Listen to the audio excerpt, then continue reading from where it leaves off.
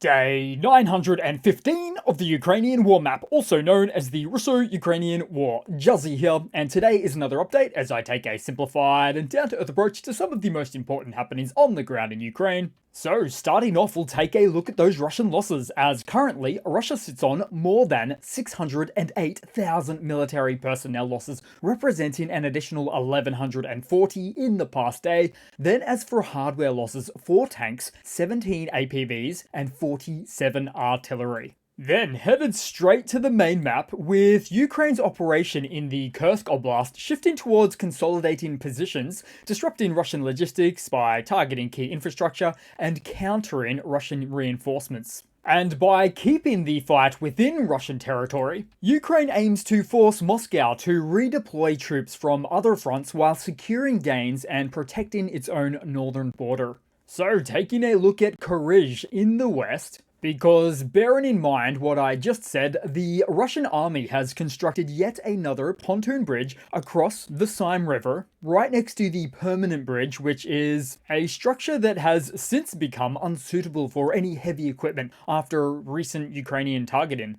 And yet, the pontoon bridge already submerged right next to it, either due to an AFU strike or after a hastily performed construction under duress, created with poor equipment and poor training. But it's not the last of them, and we will see more, with Ukraine's goal to make it simply untenable for Russia to construct pontoon crossings along the Sime River. And as for various locations within the Kursk region, Russian Z-blogger Roman Henchmen warned residents of 4 districts that if they don't evacuate in time, the Russian army will destroy their towns, as he stated that any settlement under enemy control in Kursk will likely, quote, be wiped out from the face of the earth. Truly astonishing. So, because the Russian army couldn't defend from a military incursion into their own Russian lands, they now fully admit to a scorched earth approach to their own military tactics, and on their own territory no less, in an attempt to neutralize the AFU. Or in other words, if Russia can't take back their own land, they'll turn it into a barren, desolate wasteland, irrespective of the Russian towns that exist on their own territory. Alas, the AFU is already used to this approach from Russia, with the armed forces of Russia lacking the military professionalism to do almost anything but lay waste to a location, even if it is Russian. Then to take a look almost right next door on the map at the northwest bordering country of Belarus, because less than 2 weeks after President Lukashenko more or less apologized for previously having a third of his army positioned at the border to Ukraine, Belarus has already once again begun amassing troops and military equipment, including former Wagner PMC mercenaries, near Ukraine's border under the guise of military exercises. Now, Ukraine views this build-up as a potential threat, particularly due to its proximity to the Chernobyl nuclear power plant. As such, Ukrainian officials warned that any aggressive actions from Belarus would be considered an act of war, prompting a decisive response, and urged Belarus not to follow Moscow's directives, which could drag them into the conflict with devastating consequences. And so clearly, Putin has requested, if not outright bullied or demanded Belarus to either assist with the war or redeploy Belarusian forces at the border, in the hope for Putin that this will cause Ukrainian brigades in or adjacent to Kursk to pull back to defend against a separate threat that they perceive. Meanwhile, in a slightly paranoid move, Russian authorities have warned residents that if they're in the Kursk, Belgorod, and Bryansk regions, to avoid CCTV cameras and dating apps to prevent Ukrainian intelligence from gathering information during their offensive. So the Russian Ministry of Internal Affairs cautioned that Ukraine could remotely access CCTV footage and covertly collect data through those dating sites, alongside disabling various other phone features that could expose their positions. In fact, this level of fear extends to every Russian location adjacent to the front lines, as Russian media is now constantly claiming either the likelihood of or the actualization of new Ukrainian military operations along the front from Kherson to Zaporizhia or Belgorod to Bryansk, highlighting their growing anxiety over their military's inefficiencies exposed by Ukraine's incursion into Kursk, naturally. And as such, leading to a lot of fear-mongering within Russian social media circles. Take, for example, Russia's Bryansk Oblast, as there's already been at least 2 or 3 claims from elements inside of Russia that Ukraine started new military operations within the oblast.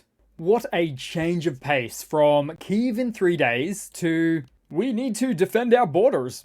Then to take a look at the intriguing continued trend of the change in sentiment from Russian media so far, as in this latest instance, Russian leadership is blamed on state TV, with a guest expert also openly stating that territories of the Kursk region have been extensively taken by the AFU, but that no one tells the people the truth about this, referring to informing the general Russian public. And on that topic, it reminds me of recent intercepted calls that revealed that the local government in Russia's Kursk region inadvertently helped Ukrainian forces by deceiving Moscow authorities as to the severity of the initial invasion. You see, it's not that helpful for when the local authorities of the region receive constant talking points from the Kremlin to play down the severity of any embarrassing situation, only for the lies to become their very own undoing. Then, in a change of pace, we'll move to Belgorod as Russian war correspondent Sladkov, currently also located in Belgorod, observed a troubling trend. Local residents dissatisfied with the Russian military's inability to protect them. According to Sladkov, the discontent is growing quite vocal. And you'd be upset too if you bought into the myth of the Great Russian Army, only to find out that it can't protect you, leading to you being asked to evacuate just so they can obliterate your entire town, for which is something I'm sure the locals caught wind of from social media, that raining hellfire would be considered an appropriate response for the Russian military. Then briefly headed to the Volskaya Sector, where hostilities continue, with most recently the Ukrainian forces to be the one to move the needle here, with small marginal gains made by the AFU in the vicinity of Lukyantsy, Staritsia, and Vovchansk itself. Of course, the Russian army's highest hope here would be that they are the ones to make some gains in the region, simply due to how events have been playing out in the Kursk region right next door. Then briefly taking a look around on the map as we saw the destruction of a Russian BM-21 Grad launcher by night FPV drones. Then also in the Pokrovsk direction of the Donbass, we do in fact continue to see the American-donated M1 Abrams tank, the M1A1, working extremely efficiently as the platform continues to destroy significant amounts of Russian forces' equipment in repelling assaults. Then we saw how one very angry Russian tank crew member was narrating a very upset monologue about his destroyed T-72 main battle tank. Also there showing off the tank turret, which popped right off. Then headed down to the Black Sea as the Romanian Air Force has deployed an LTR-25 mobile radar on the border with Ukraine to support Ukrainian Air Force analytics and data in the Black Sea area. So this deployment of the mobile radar helps Ukraine in providing advanced tracking and surveillance capabilities in the Black Sea area. Furthermore, it's a target that Russia is unlikely to strike at, as it is positioned just barely beyond within NATO territory. And it got me thinking, things are starting to feel like the shoe is on the other foot with Russia right now. Then taking a look far away on the map within Russia, as meanwhile, Russian media reported a powerful explosion followed by a large fire at the Gazprom Neft oil refinery in Omsk, and one of Russia's largest oil refineries. So the AVT-11 unit, crucial for separating crude oil into fractions, is currently engulfed in flames, covering said to be about 1,000 square meters. Local authorities warn that the threat of new explosions remain. However, no cause for the incident has been specified as yet. Then within Russia, and something that might capture the imagination, in a manner of speaking, as stories about the failures of Russia's railway networks are bursting at the seams, as a series of incidents highlights the crumbling state of the infrastructure. Take, for instance, all of these recent examples. So firstly, a rail bus caught fire at the 96th kilometre of the Kubyshev railway due to a short circuit in the diesel control unit. Then, a diesel locomotive caught fire on the Imperial Bridge in Ulanovsk, with footage showing the extent of the damage. Meanwhile, there was the unexpected appearance of the P-36 locomotive from the 1950s, typically reserved for special events, which was spotted running regular passenger services between Rostov-on-Don and Taganrog, both within the Rostov Oblast, and as such raising questions about the railway's current operational choices. Of course, steam locomotives were phased out in favour of more efficient diesel and electric trains by the mid-20th century. Then there was also ongoing issues with the Murmansk-Smolensk train, as reports had it that the previous scheduled delays of 2 hours have increased a further hour and 10 minutes.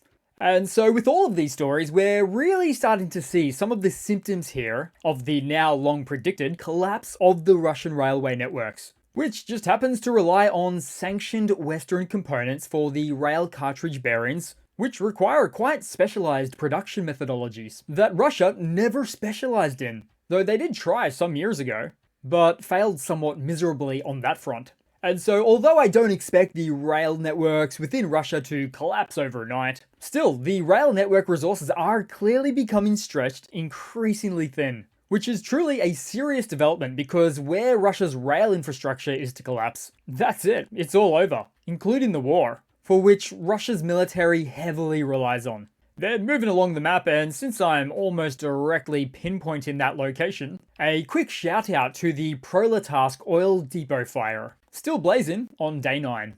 Then headed across to a couple of quick funnies to round it all off for today, guys. So, more newly produced Lada passenger car vehicles from within Russia were shown off by locals at the dealership, with some day 1 rust spotted, on multiple locations no less.